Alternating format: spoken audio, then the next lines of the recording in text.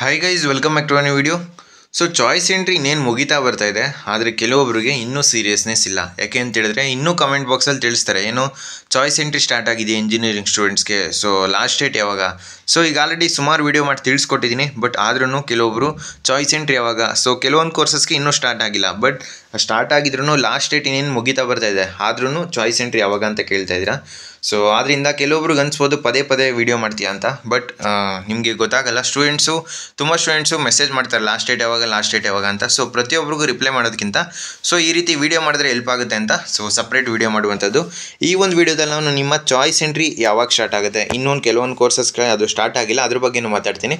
So ಈಗ already start ಆಗಿರೋ ಕೋರ್ಸ್ಗಳಿಗೆ ಲಾಸ್ಟ್ ಡೇಟ್ ಯಾವಾಗ, ಸೊ ಕಾಲೇಜ್ಗೆ ಅಡ್ಮಿಷನ್ ಆಗೋದು ಯಾವಾಗ ಲಾಸ್ಟ್ ಡೇಟು, ಮತ್ತು ನಾವು ಕಾಲೇಜ್ಗೆ ಅಡ್ಮಿಷನ್ ಆಗಿದೆ ನೆಕ್ಸ್ಟು ಏನು ನಾವು ರಿಪೋರ್ಟ್ ಮಾಡಬೇಕಾ, ಇದ್ರ ಬಗ್ಗೆ ಎಲ್ಲ ಕೇಳಿದ್ದೀರಿ, ಅದ್ರ ಬಗ್ಗೆ ಎಲ್ಲ ಮಾತಾಡ್ತೀನಿ. ಅದಕ್ಕಿಂತ ಮುಂಚೆ ನೀವೇನೋ ನಮ್ಮ ಚಾನಲ್ಗೆ ಸಬ್ಸ್ಕ್ರೈಬ್ ಆಗಿಲ್ಲ ಅಂತ ಸಬ್ಸ್ಕ್ರೈಬ್ ಆಗಿ. ಯಾಕೆ ಅಂತ ಹೇಳಿದ್ರೆ KCET ಮುಗಿಯೋ ತನಕ ಕಂಪ್ಲೀಟ್ ಗೈಡೆನ್ಸು ನಮ್ಮ ಚಾನಲಲ್ಲಿ ಫ್ರೀ ಆಗಿರುತ್ತೆ. ಸೊ ಯಾರೆಲ್ಲ ಸಬ್ಸ್ಕ್ರೈಬ್ ಆಗಿಲ್ಲ ಸಬ್ಸ್ಕ್ರೈಬ್ ಆಗಿ, ಮತ್ತು ಈ ವಿಡಿಯೋಗೊಂದು ಲೈಕ್ನ ಕೊಡಿ. ಸೊ ಆಯಿತಾ ಲೈಕು? ಬನ್ನಿ ಫ್ರೆಂಡ್ಸ್, ವಿಡಿಯೋನ ಶುರು ಮಾಡೋಣ. ಸೊ ನೀವು ಈ ಒಂದು ವಿಡಿಯೋನ 1.5x ಅಥವಾ 2x ಹಾಕೊಂಡು ನೋಡಿ. ಯಾಕೆ ಅಂತ ಹೇಳಿದ್ರೆ ಟೈಮ್ ಸೇವ್ ಆಗುತ್ತೆ. ಇನ್ನು ಡೈರೆಕ್ಟಾಗಿ ಈಗ ಕೋರ್ಸ್ಗಳು ಯಾವೆಲ್ಲ ಕೋರ್ಸ್ಗಳೇ ಆಪ್ಷನ್ ಎಂಟ್ರಿ ಸ್ಟಾರ್ಟ್ ಆಗಿದೆ ಅಂತ ಹೇಳಿದ್ರೆ, ಇಂಜಿನಿಯರಿಂಗ್ ಕೋರ್ಸಿಗೆ ಸ್ಟಾರ್ಟ್ ಆಗಿದೆ, ಕೃಷಿ ವಿಜ್ಞಾನ ವೆಟರ್ನರಿ B.Pharma D.Pharma ಸ್ಟಾರ್ಟ್ ಆಗಿದೆ, ಮತ್ತು ಯೋಗ ನ್ಯಾಚುರೋಪತಿ BSc ನರ್ಸಿಂಗ್ ಇದು ಕಂಪ್ಲೀಟ್ ಇಷ್ಟೂ ಸ್ಟಾರ್ಟ್ ಆಗಿದೆ. ಸೊ ಒಂದೊಂದಾಗಿ ಎಕ್ಸ್ಪ್ಲೇನ್ ಮಾಡ್ತಾ ಬರ್ತೀನಿ. ಇಂಜಿನಿಯರಿಂಗ್ ಸ್ಟೂಡೆಂಟ್ಸ್ಗೆ ಈಗ ಆಲ್ರೆಡಿ 2ನೇ ತಾರೀಕಿಂದ ಸ್ಟಾರ್ಟ್ ಆಗಿ ನಿಮಗೆ 8ನೇ ತಾರೀಕು ಅಂದರೆ ನಾಳೆ ನಿಮಗೆ ಲಾಸ್ಟ್ ಡೇಟ್ ಇರುವಂಥದ್ದು. ಸೊ ಲಾಸ್ಟ್ ಡೇಟ್ ಏನಕ್ಕೆ? ಚಾಯ್ಸ್ 1ನ ಚೂಸ್ ಮಾಡಿದ್ರು ನೀವು ಫೀಸ್ ಪೇಮೆಂಟ್ ಮಾಡೋದಕ್ಕೂ ಲಾಸ್ಟ್ ಡೇಟ್ ನಾಳೆನೇ. ಸೊ ನಾಳೆ ತನಕ ನೀವು ನಿಮ್ಮ ಫೀಸ್ ಪೇಮೆಂಟ್ನ ಮಾಡ್ಕೋಬೇಕು. ಸೊ ಚಾಯ್ಸ್ 1 ಯಾರೆಲ್ಲ ಕೊಡ್ತೀರಾ, ನಿಮಗೆ ನಾಳೆ 8ನೇ ತಾರೀಕು ಫೀಸ್ ಪೇಮೆಂಟು ಮತ್ತು ಚಾಯ್ಸ್ 1 ಕೊಟ್ಟವ್ರಿಗೆ ನಾನು ಹೇಳ್ತಾ ಇರೋದು. ಸೊ ಮಿಕ್ಕಿದೆಲ್ಲ ಚಾಯ್ಸ್ಗೂ ನೀವು choice 1, choice 2, choice 3, choice 4 select ಮಾಡೋರ್ಗೂ ನಾಳೆನೇ ಲಾಸ್ಟ್ ಡೇಟ್ ಇರುವಂಥದ್ದು. ಬಟ್ ಚಾಯ್ಸ್ 1ನ ಚೂಸ್ ಮಾಡಿದವ್ರು ಫೀಸ್ ಪೇಮೆಂಟ್ ಮಾಡಬೇಕು. ಸೊ ಅವ್ರಿಗೂ ಕೂಡ 8ನೇ ತಾರೀಕು ಲಾಸ್ಟ್ ಡೇಟ್ ಇರುವಂಥದ್ದು. ಸೊ ಇವತ್ತು ಮತ್ತು ನಾಳೆ ಟೈಮ್ ಇರುತ್ತೆ ನಿಮಗೆ. ಆನ್ಲೈನ್ ಪೇಮೆಂಟ್ ಮಾಡೋರು ನೀವು 10 ರೂಪೀಸ್ ಎಲ್ಲ ಇರುತ್ತಲ್ಲ, ಸೊ ನೀವು ಬ್ಯಾಂಕ್ ಹೋಗೋ ಅವಶ್ಯಕತೆ ಇಲ್ಲ, ಡೈರೆಕ್ಟಾಗಿ ನೀವು UPI ಮುಖಾಂತರನೇ ಪೇ ಮಾಡ್ಬೋದು. ಸೊ ನಾಳೆ ಪಬ್ಲಿಕ್ ಹಾಲಿಡೇ ಇರುತ್ತೆ. ಸೊ ಯಾರೆಲ್ಲ ಫೀಸ್ ಪೇಮೆಂಟ್ ಮಾಡಿಲ್ಲ ಇವತ್ತೇ ಆದಷ್ಟು ನಿಮ್ಮ ಫೀಸ್ ಪೇಮೆಂಟ್ನ ಕಂಪ್ಲೀಟ್ ಮಾಡೋದಕ್ಕೆ ಟ್ರೈ ಮಾಡಿ. ನಿಮ್ಮ ಅಡ್ಮಿಷನ್ ಆಗೋದಕ್ಕೆ 9ನೇ ತಾರೀಕು ಲಾಸ್ಟ್ ಡೇಟ್ ಇರುವಂಥದ್ದು. ಸೊ ನಿಮ್ಮ ಶನಿವಾರ ನಿಮಗೆ ಸ್ಯಾಟರ್ಡೆ ಸಂಡೇ ವರ್ಕಿಂಗ್ ಡೇ ಇರುತ್ತೆ ಕಾಲೇಜಲ್ಲಿ, ನೀವು ಅಡ್ಮಿಷನ್ ಆಗ್ಬೋದು.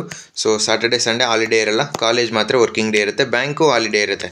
ಸೊ ಇದೊಂದು ಅರ್ಥ ಆಯಿತು ಅಂತ ಅಂದ್ಕೊತೀನಿ. ನೆಕ್ಸ್ಟು ಈಗ ಕೃಷಿ ವಿಜ್ಞಾನ ವೆಟರ್ನರಿ B.Pharma D.Pharma ನಿಮಗೆ 4ನೇ ತಾರೀಕಿಂದ ಸ್ಟಾರ್ಟ್ ಆಗಿ ಸೊ ಇದನ್ನು ನಿಮಗೆ 8ನೇ ತಾರೀಕಿಗೆ ಎಂಡ್ ಆಗುತ್ತೆ. ಸೊ 4ನೇ ತಾರೀಕು ಸ್ಟಾರ್ಟ್ ಆಗಿದೆ. ಸ್ವಲ್ಪ ಇಂಜಿನಿಯರಿಂಗ್ ಸ್ಟೂಡೆಂಟ್ಸ್ಗಿಂತ ಲೇಟಾಗಿ ಈ ಒಂದು ಚಾಯ್ಸ್ ಎಂಟ್ರಿ ಮಾಡೋದಕ್ಕೆ ಬಿಟ್ಟಿದ್ದಾರೆ. ಸೊ 4ನೇ ತಾರೀಕಿಂದ 8ನೇ ತಾರೀಕು ತನಕ ಯಾರೆಲ್ಲ ಚಾಯ್ಸ್ 1 ಸೆಲೆಕ್ಟ್ ಮಾಡ್ಕೊಂಡಿರ್ತಾರೆ, ನೀವು ಫೀಸ್ ಪೇಮೆಂಟ್ ಮಾಡೋದಕ್ಕೆ ಇರ್ಬೋದು ಅಥವಾ ಚಾಯ್ಸ್ ಎಂಟ್ರಿ ಮಾಡೋದಕ್ಕೆ ನಿಮಗೆ 8ನೇ ತಾರೀಕು ಲಾಸ್ಟ್ ಡೇಟ್ ಇರುವಂಥದ್ದು. ಸೊ 9ನೇ ತಾರೀಕು ಒಳಗಡೆ ನೀವು ಕಾಲೇಜ್ಗೆ ಹೋಗಿ ಅಡ್ಮಿಷನ್ ಆಗಬೇಕು.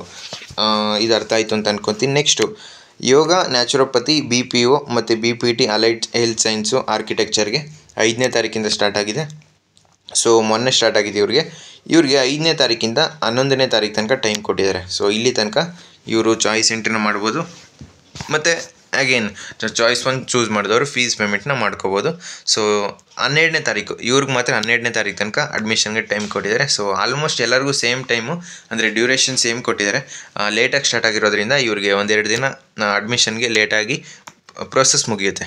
ಈಗ ನೆಕ್ಸ್ಟ್ ಇದಾಯಿತು, ಯೋಗ ನ್ಯಾಚುರೋಪತಿ BPO BPT ಆಯಿತು. ನೆಕ್ಸ್ಟು BSc ನರ್ಸಿಂಗ್ ಸ್ಟೂಡೆಂಟ್ಸ್ಗೆ ಈಗ ಆಲ್ರೆಡಿ ನಿಮಗೆ ಸ್ಟಾರ್ಟ್ ಆಗಿದೆ ಚಾಯ್ಸ್ ಎಂಟ್ರಿ.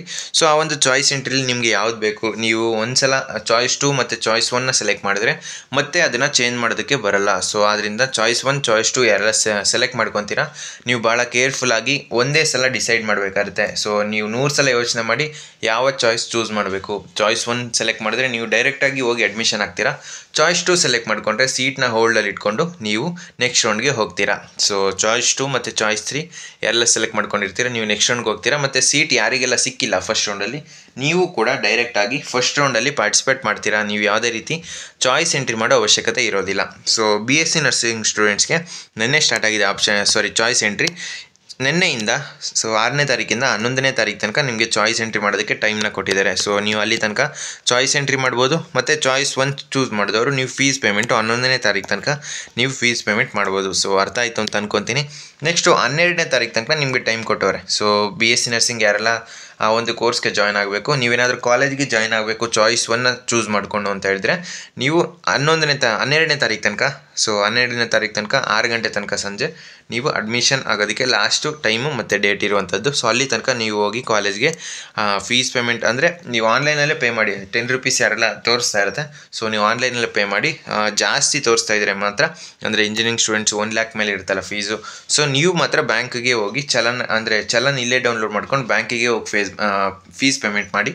ಸೊ 1 ಲ್ಯಾಕ್ ಮೇಲೆ ಇತ್ತು ಅಂತ ಹೇಳಿದ್ರೆ ನೀವು ಬ್ಯಾಂಕಿಗೆ ಹೋಗಿ ಪೇಮೆಂಟ್ ಮಾಡೋದು ಉತ್ತಮ. ಯಾಕೆ ಅಂತ ಹೇಳಿದ್ರೆ ಸರ್ವರ್ ಎರರ್ ಅದು ಇದು ಏನಾದ್ರು ಪ್ರಾಬ್ಲಮ್ ಬರ್ತಾ ಇರುತ್ತೆ KEA ಸರ್ವರಲ್ಲಿ.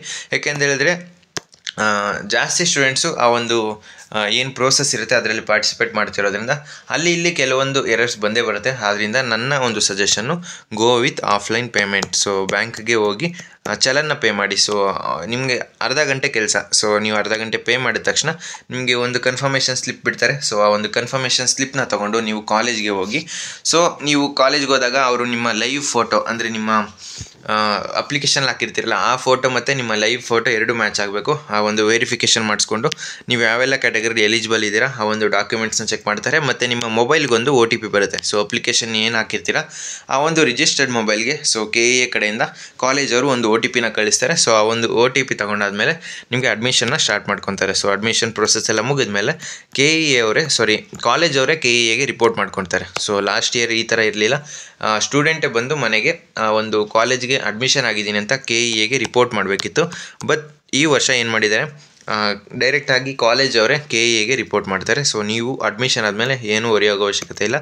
ಡೈರೆಕ್ಟಾಗಿ ನೀವು ಅಡ್ಮಿಷನ್ ಪ್ರೊಸೆಸ್ಸಿಂದ ಎಕ್ಸಿಟ್ ಆಗ್ತೀರಾ. ಸೊ ಇದು ಅರ್ಥ ಆಯಿತು. ನೆಕ್ಸ್ಟು ಮೆಡಿಕಲ್ ಸ್ಟೂಡೆಂಟ್ಸ್ಗೆ ಸ್ವಲ್ಪ ಈಗ ಡೌಟ್ ಇರುವಂಥದ್ದು. ಏಕೆ ಅಂತ ಹೇಳಿದ್ರೆ MCC ಸ್ಕೆಡ್ಯೂಲ್ ಏನಿದೆ, ಸೊ MCC ಸ್ಕೆಡ್ಯೂಲ್ನ ಮತ್ತೆ ಎಕ್ಸ್ಟೆಂಡ್ ಮಾಡಿದ್ದಾರೆ. ಸೊ ಪ್ರತಿ ವರ್ಷ ಇದೇ ರೀತಿ ಮಾಡ್ಕೊಂಡು ಬರ್ತಾ ಇದ್ದಾರೆ. ಈ ವರ್ಷವೂ ಆ್ಯಸ್ ಯೂಶ್ವಲ್ ಎಕ್ಸ್ಟೆಂಡ್ ಮಾಡಿದ್ದಾರೆ. ಸೊ 9th ನಿಮ್ಮ ರಿಸಲ್ಟ್ ಅನೌನ್ಸ್ ಮಾಡ್ತೀನಿ ಅಂತ ತಿಳಿಸ್ತಾರೆ. ಸೊ ಅದು ಸಪ್ರೇಟು ನಿಮಗೆ ಆಲ್ರೆಡಿ ಒಂದು ವೀಡಿಯೋದಲ್ಲಿ ಹೇಳಿದ್ದೀನಿ. ಸೊ 9th ನಿಮ್ಮ ಚಾಯ್ಸ್ ಎಂಟ್ರಿಗೆ ಅನಿಸುತ್ತೆ. ಸೊ ಅಡ್ಮಿಷನ್ ಆಗೋದಕ್ಕೆ 9th ಅಂತ ಆ ಒಂದು ಶೆಡ್ಯೂಲಲ್ಲಿ ಮೆನ್ಷನ್ ಆಗಿತ್ತು. ಬಟ್ KEA ನಿಮಗೆ ಚಾಯ್ಸ್ ಎಂಟ್ರಿ ಕೊಟ್ಟಿರೋ 7ನೇ ತಾರೀಕಿಂದ ಕೊಟ್ಟಿದ್ದಾರೆ. ಸೊ ಅಲ್ಲಿ ರಿಸಲ್ಟ್ ಬರೋದು ಲೇಟ್ ಆಗುತ್ತೆ. ನಿಮ್ಮ ಚಾಯ್ಸ್ ಎಂಟ್ರಿನೇ ಫಸ್ಟ್ ಸ್ಟಾರ್ಟ್ ಆಗುತ್ತೆ. ಆದ್ದರಿಂದ ನಿಮ್ಮ ಚಾಯ್ಸ್ ಎಂಟ್ರಿ 11th ತನಕ ಇರೋದ್ರಿಂದ ನೀವು ವೆಯ್ಟ್ ಮಾಡಿ. ಸೊ 7th ಬಿಟ್ಟ ತಕ್ಷಣ ನಿಮ್ಮ ಚಾಯ್ಸ್ ಎಂಟ್ರಿ ಮಾಡೋದಕ್ಕೆ ಹೋಗ್ಬಿಡಿ. ಸೊ ಟೈಮ್ ಕೊಡ್ತಾರೆ ನಿಮಗೆ 11th ಅಂತ ಇದೆಯಲ್ಲ. ಸೊ ಇದು ಎಕ್ಸ್ಟೆಂಡ್ ಆದರೂ ಆಗ್ಬೋದು. ಬಟ್ ಇದು KEAನೇ ಒಂದು ಅಪ್ಡೇಟ್ನ ಕೊಡಬೇಕು ಇದ್ರ ಬಗ್ಗೆ.